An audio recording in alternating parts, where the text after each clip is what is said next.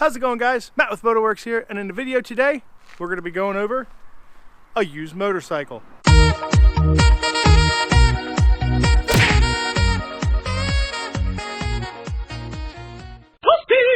In this video I'm just going to go over how to properly check a used motorcycle for purchase, things to look out for, and just how in general to look at a bike when you're in the market for buying one. So the bike I chose is this 1998 Yamaha. It's a YZF 600R. Before you even go to check the bike out, give the person a call, and you want to ask a series of questions revolving around the bike. Does it have service history? Does it start and run? Any issues you can tell me about over the phone. Now you want to get two things out of that conversation. One, it'll give you a good idea on the bike and its condition, and two, the actual seller, and you can get a good sense on if they're trying to hide something. Just you could really test their honesty with the phone call. So just ask very specific questions like, does it start up when it's cold? How does it run when it's warm? Does it shift through every gear? Is the clutch slipping? Stuff like that. Very specific questions that they have to answer with a specific answer. Don't ask vague questions like, how's it ride? How's it run? Because most of the time people will say, oh, runs great, but they will leave out the part where it stumbles on acceleration, because the question was, how's it ride? Most of the time it probably rides good, but there are occasions where it stumbles. If that's the answer you get, where they give you a more in-depth answer, then that's great. At least they're being honest with you. If you decide that, hey, they're being pretty truthful with me, this is a bike I want to go see, then set up a time to go see it, but make sure that you have your license or you have somebody with their license that can take that bike for a test ride. Make sure you take the bike for a test ride. And let's actually look at this bike now, and we'll go into more of a reason on why you need to take the bike for a test ride before you decide to purchase it. Alrighty guys, so there are some tools that I recommend you bring. A good tire gauge, one with a 90-degree chuck so you can get into those difficult valve stems on certain bikes. A pump, either one that you plug in, or I found bicycle pumps work just fine for this. You're not putting a lot of air in a tire, so just a way to put air in a tire, so some type of air pump. And then a way to check tread depth, either using the penny trick, where if you see Lincoln's head, you know that tire needs replaced, or you could even just splurge on a cheap tire tread depth gauge. It's something that you can use in the future as well. So those are just the minimum tools I recommend that you have on hand, so you can make sure the bike's at least set up somewhat when you go to take it for its test ride. You OPN, bitch, you won't BBM. We should be closer than friends. If you OPN, engaging you's on my agenda. Request my chariot to get ya. The door's OPN. Take that high road and hop in.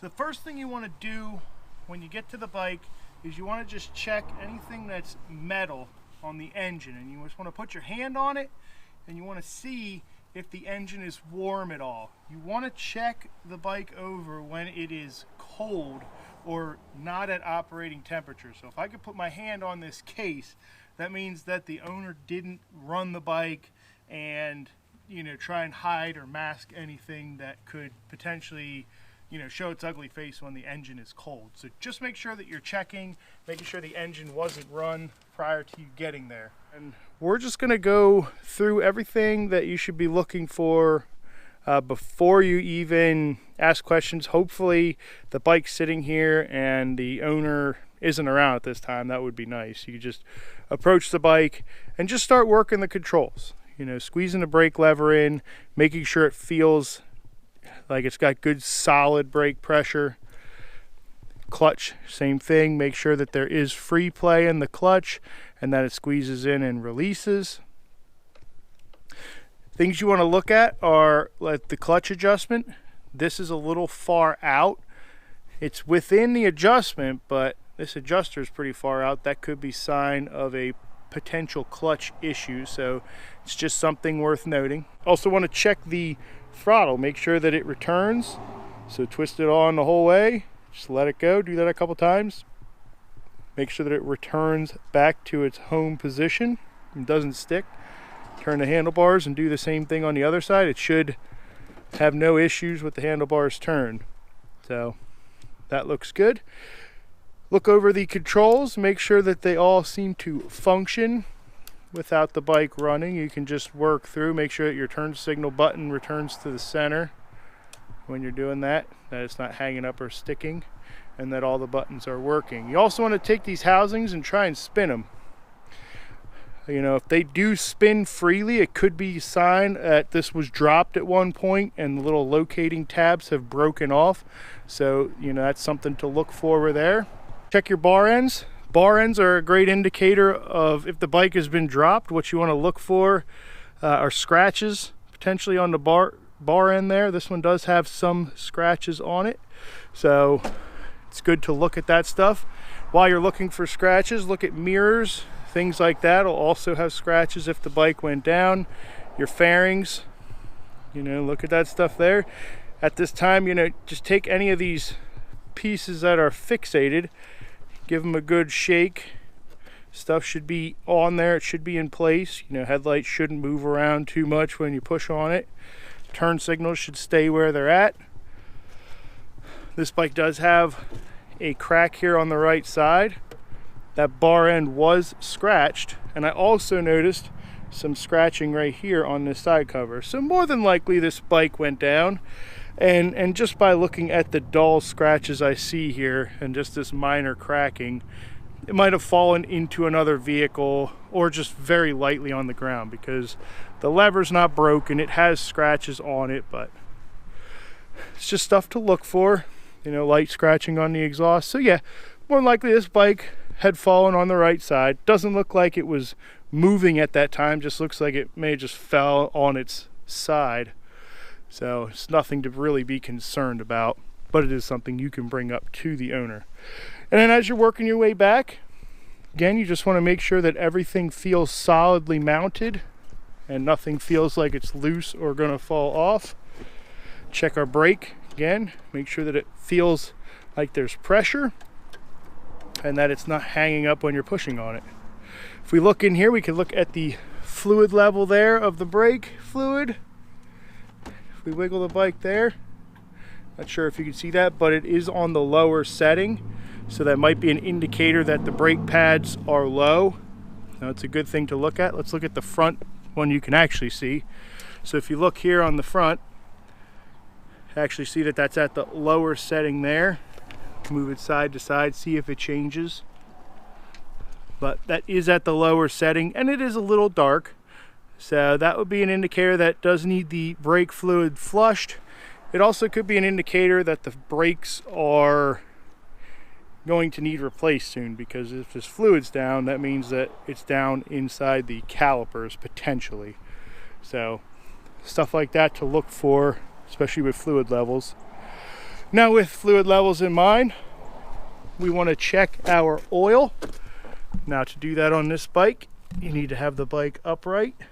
And I don't know if you guys can see in there, but with this bike upright, the oil level is fine. It does look a little dark, so it would be something that probably needs changed. And again, you can ask the owner and see when the last time that service was performed, you know, and hopefully they're honest with you and let you know. Now we're moving around the bike here. Again, we're still feeling and making sure everything feels snug and nothing feels loose. Now the left side of the bike here, I did notice one little item here. It's missing a bolt here. So don't know what's going on there. Maybe something potentially could be broken, but that is missing a bolt, and it does look like it had gotten scuffed up a little bit. Nothing major, but maybe it's just something somebody put together wrong and it caused that to vibrate. I do have some minor scuffing on this cover, so it also could be an indicator that it fell down on this side very lightly. Maybe this fairing was replaced, who knows, but there is some light scratching there, so it's possible that it could have fallen on this side. Now, they don't look like heavy drops, just very light drops. Shifter, you want to make sure a shifter works, that it goes up and down and returns, springs back. It shouldn't stick in any one place. It should return back to the center, because there is a spring inside the transmission that will spring that back to the middle resting place. So just make sure that that shifter moves freely. Make sure that the foot pegs are mounted securely. Chain, we want to just wiggle the chain. This chain here is a little bit out of adjustment, so that's something that will need service, but not a deal breaker. Chain itself, overall, when you're looking at a chain, you want to make sure that it looks relatively clean. It doesn't kink or bind. Now, if these links were kinked or bound, I'm going to see if I can find a picture of that to show you what I mean, but just make sure it's not kinked or bound in any way. That could be an indicator of a poorly serviced chain. So, you know, it could be a sign that it needs a change soon. You know, you want to look at your sprocket overall condition. This sprocket looks really good. Again, this bike doesn't have that many miles on it, so that's a good indicator that the bike was taken care of, is that the chain and sprocket seem to be in decent shape. Just needs a little bit of an adjustment. Since we can look inside here at the engine and we can see, you know, any oil leaks. You want to just look down in there, see if there's anything leaking inside there. You can even run your hand inside the cover and on the engine, see if anything's leaking, but everything looks good there. All right, so there are a couple extra little bits to check. On this bike, the storage and battery location is under the seat. So do your research and figure out where your battery is stored on the bike, and if it's easy to access, I recommend doing that. For this one, the battery looks brand new. The terminals look nice and clean. They were tight. The other thing that was under the seat on this bike is the coolant reserve bottle. So if you know your bike is liquid cooled, you want to find that coolant reserve bottle and just make sure that it has coolant in it. This one is topped up and it looks pretty clean. So everything checks out under the seat on this bike. This is a common issue on a lot of used bikes that I see, at least. Fork seals. You want to make sure that the fork seals are not leaking, because with a leaky fork seal, that oil can get on the brake pads. It can and seriously affect the stopping power of this bike if it gets soaked on those pads. So you want to check and make sure your fork seals aren't leaking. So you got to reach up in here on the actual slider part. That's the shiny part of the fork. And you just want to feel for any oil. Pull your hand back out. It should be dry. You also, at the same time, want to look at your fork leg and make sure that there's no oil on there and that that's dry. Also, at the same time, you want to make sure that your brake pads don't have any oil or fluid on them. Make sure your brake calipers aren't leaking at this time. Just give a general check around those calipers. Make sure that everything's dry there. And then look at your rotor. Make sure that it's not heavily scored. There's no deep gouging. If there would be, that could be a sign that either a brake pad has failed, or it's metal on metal, or it was metal on metal at one time. So this is also the time where you ask previous owner, you know, have you done anything with the brakes? Did you have any issues with the brakes? You know, just, again, they're going to be your best source of information at this point, but you can visually inspect and you would be able to visually see, you know, if you feel some heavy scoring on that rotor, then you know something went on there, and you know, maybe the previous owner would give you a little bit of history on that. Alrighty, now with our flashlight, we can look in here. And what we're looking for is brake pad material, which I can see some brake pad material right there. And our rotor overall doesn't look like there's any heavy scoring in the rotor, so these rotors look good. The brake pads look good on this bike. Now back here you can see in here the brake pads, they look good. Again, on the back rotor we want to just check for any scoring or pitting, and this rear rotor looks good. Alright, so the brakes look good, fork seals look good. Alrighty, one of the most important things and something you need to check before you ride the motorcycle out on the road is the condition of the tires, the condition of the valve stem, tire pressure. You want to check all that stuff. Now, you could spend a whole video just centered around tires, but here are the cliff notes. You want to check the tire pressure. At least have it set to what the manufacturer recommends. A quick Google search will show you what should go in these tires, and on this bike it's 36 psi in the front and 42 psi in the back. And this is where that bike pump comes in handy. Now, since these are motorcycle tires, there's not a lot of air in terms of volume, so that bike pump will work just fine to set those motorcycle tire pressures. Beyond that, when you're checking the tire pressure, you want to check your valve stem. Make sure that it isn't dry rotted or about to fall off. So you just grab that valve stem and you want to wiggle it all around. Make sure that it is not going anywhere and that it is solidly mounted on the rim of the motorcycle. Now, tires can also dry rot. So in addition to checking those valve stems out, you also want to check for any cracks in the sidewall of the tire as well as in the tread of the tire. If you have any dry rot or you feel unsafe about the valve stem, do not ride that motorcycle, but make sure that you check both the front and rear tire for signs of dry rot. Now, dry rot is an indication that the tire is old. The other indication of an old tire is actually printed on the side of the tire in the form of a DOT number. Alright, so the breakdown of this code is just a 4-digit code. Typically, as it's pictured here, it's surrounded either by an oval or by a rectangle. It's the last 4 digits. After you see the letters DOT, there'll be a series of letters and numbers, and then these are the last 4 digits. Now, the way this code is broken down, first 2 digits are the week of manufacture, and the next 2 digits are the year of manufacture. So this code here in this example, this tire was made the 43rd week of 2009. And it is now 2020 when I'm making this video. So this tire is almost 11 years old. So this tire definitely needs replaced based on the age. A good rule of thumb is if a tire is 5 years or older, you should have that tire replaced, regardless if it's touring, cruiser, or a sport bike. 5 years maximum on a set of tires. I'd say it's a safe bet to replace those tires. Alright, if the dates check out and there's no dry rot on the tire, then the next thing you want to do is just check the overall condition of the tire. Now, you can either use the penny technique, where if you see Lincoln's head, the tire is worn down too far, or what you could use is the tread wear indicator, which is denoted by an arrow or the letters TWI on the side of a tire.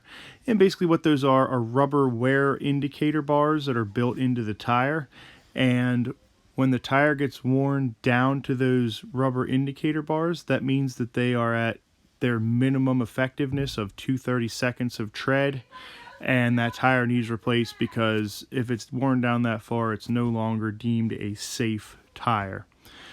So that's what you want to look for as far as tread's concerned, to see if the tread's worn out. The next thing you want to look for is what's called flat spotting. Now, if somebody rides a bike, typically on a lot of straight stretches, they can wear a flat spot in the tire. Now, the tire could still be in good shape tread wise, but it has this flat spot worn in the tire, and it can be a dangerous scenario having a flat spot in your tire. So if you do see flat spotting in a tire, I'd also say, hey, I want to get a fresh set of tires put on this, so factor that into your negotiations in terms of price. But that's how you look the tires over in a general sense. Again, there is a ton more you can go into detail with tires, but those are the general things you want to check for on your tires. Alrighty guys, that ends part 1 of the video. Thanks for checking it out.